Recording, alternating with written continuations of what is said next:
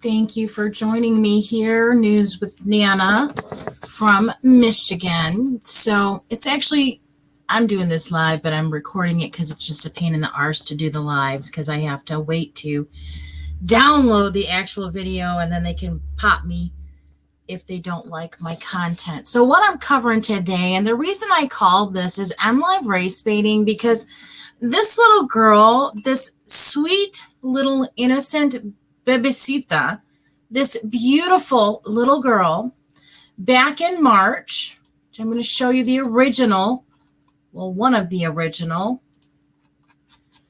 It's been brought up several times. So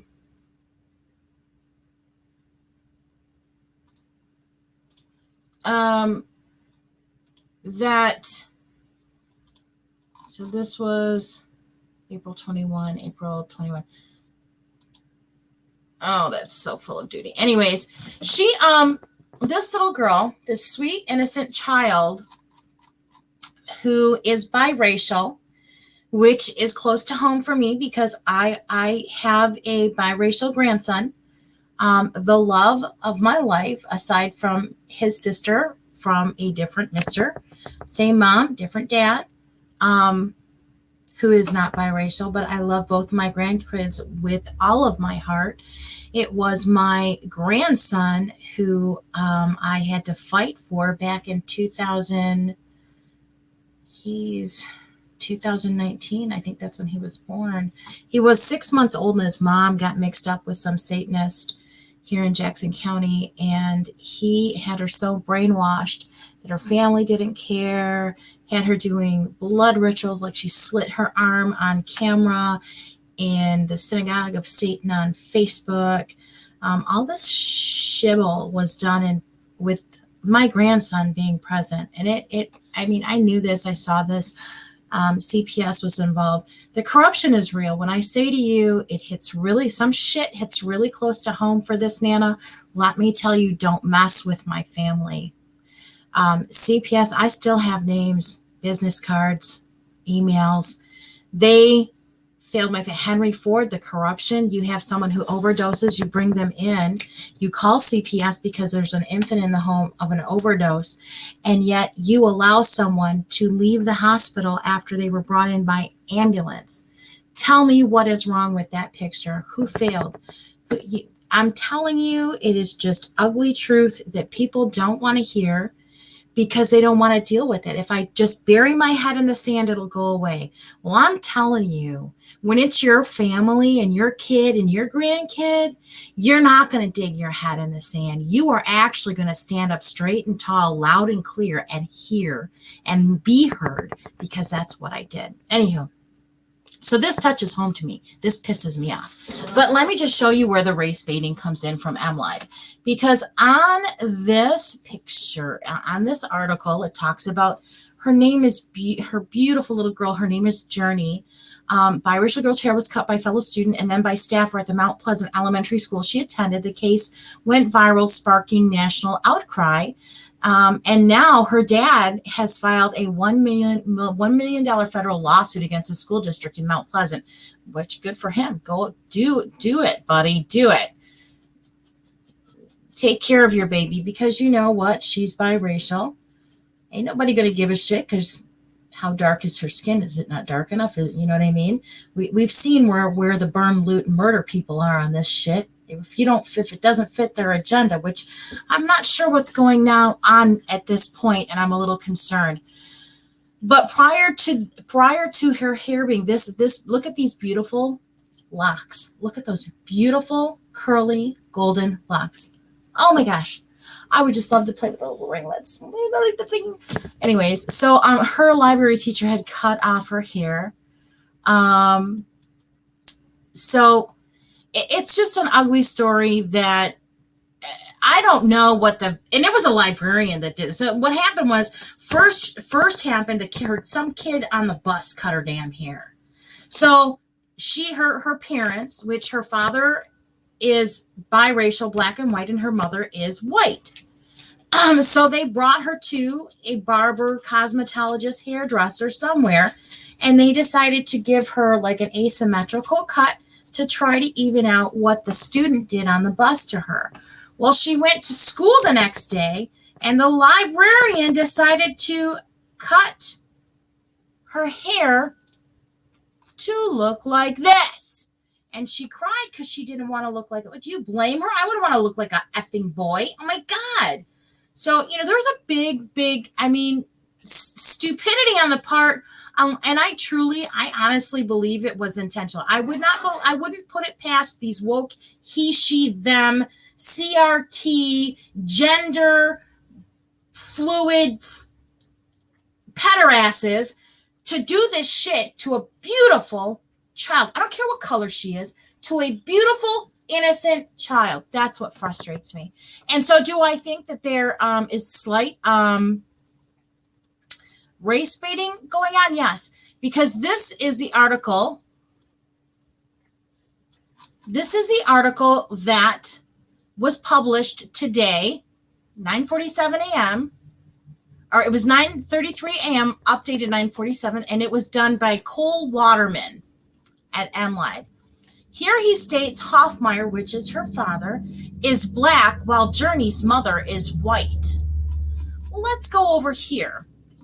Cole Waterman also did this article on April 21st.